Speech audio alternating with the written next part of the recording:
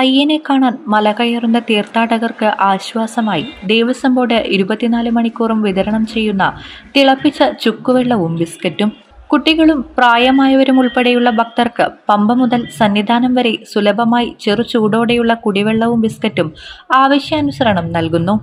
Neelimala, Appachimedu, Sabaripeedam, queue complex, മരക്കൂട്ടം, ശരംകുത്തി, നടപ്പന്തൽ, മാളികപ്പുറം, പാണ്ടിത്താവളം, ചരൽമേട് തുടങ്ങിയ ഇടങ്ങളിലെല്ലാം കുടിവെള്ള വിതരണമുണ്ട്. പമ്പയിലും ശരംകുത്തിയിലുമാണ് ചുക്കുവെള്ളം തയ്യാറാക്കുന്നത്.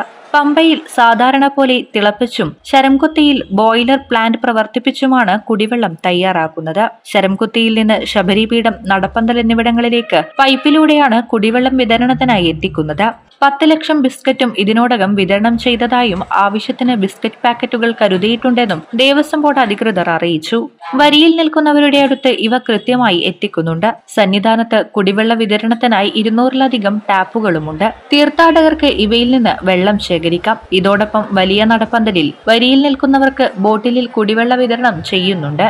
നീലിമല മുതൽ പാണ്ടിത്താവളം വരെ മാത്രം കുടിവെള്ള വിതരണത്തിനായി 480 പേരെ തുടക്കത്തിൽ നിയോഗിച്ചിരുന്നു. ഭക്തരുടെ തിരക്ക് കൂടിയതിനെ തുടർന്ന് 200 പേരെ അധികമായി വിന്യസിച്ചിട്ടുമുണ്ട്.